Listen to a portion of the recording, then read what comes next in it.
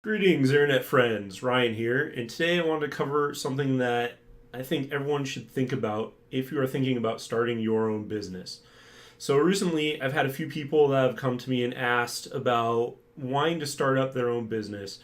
And in particular, the two people were both thinking about starting online clothing boutiques or fashion designs and selling their goods online to people. And the thing to think about when you are debating doing something like this or starting up really any business is think about the marketplace and think about how many other people are participating in that space.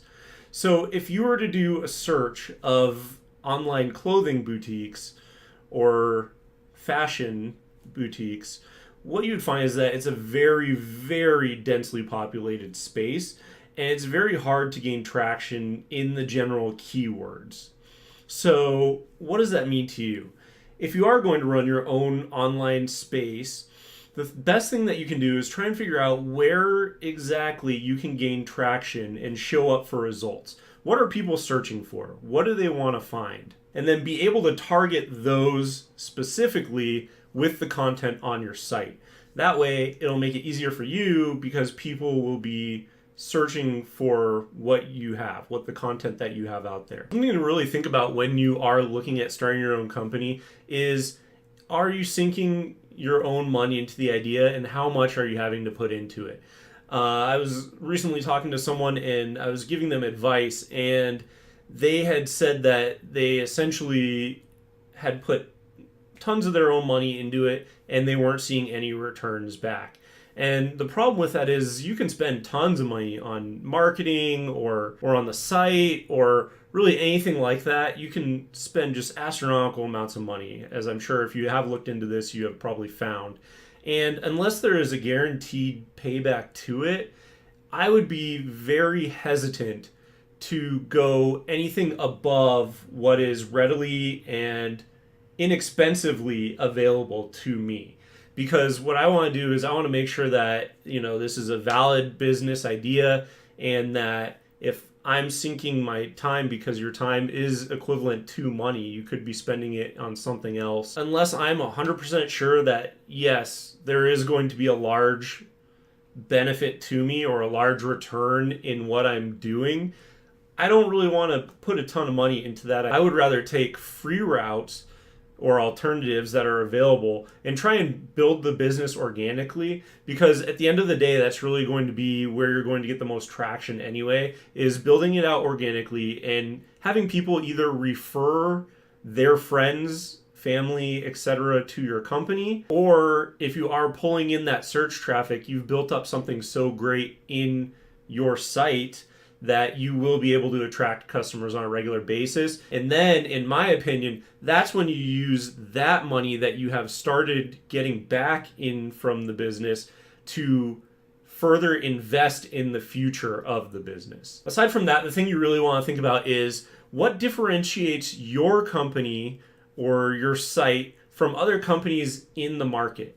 So if you have your clothing boutique, for example, and you aren't innovating anything about that process, what is really going to incentivize people to come to your site? Typically, I like to think of the most readily available examples are, do you have the lowest price?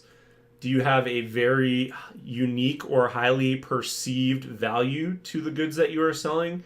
In that, is it something where it's limited edition? It's such a good quality of product that you can raise your price and sell a limited quantity, so it kind of provides a feeding frenzy for whatever the next thing is that you're offering. For example, if you think about some of the clothing boutiques and what they do, certain companies will ship 3 sizes. Like say it's a 32 waist. They'll ship you the 33, the 32, and the 31, just because sometimes the different clothing makers may fit their stuff differently. There are a bunch of different examples of variants of customer service, but those are just a few that I can point out that are in the market already. So really, if you want to make customer service a differentiator, you need to think another level above that. How could you even trump those models and make it easier or better for customers purchasing your product? Really, you want to find out, is there something that you can do in a way that no one has done before. That is really the surefire way to make sure that people will go to your site and will purchase your goods.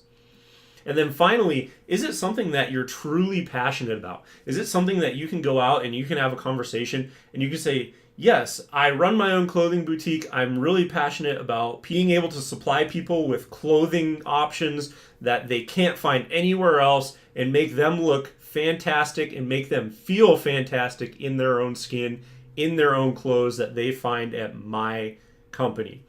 If that's not something that you can honestly say, and you cannot have open conversations with strangers about what you do and what you're interested in and about the clothing boutique, is that really even the business that you want to be in? And apply this to any business endeavor that you're undertaking. If it's not something that you're passionate about, people will be able to tell, and they really will probably not want to have anything to do with the company. Because let's be honest, if you can't sell your own company, how are you going to sell your interest in the company to someone else?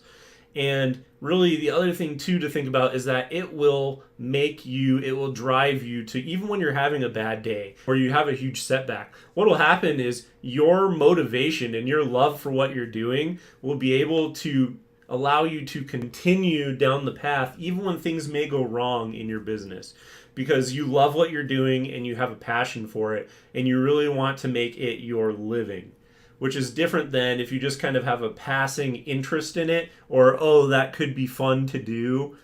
It's not something that you're going to want to wake up breathing, eating, sleeping.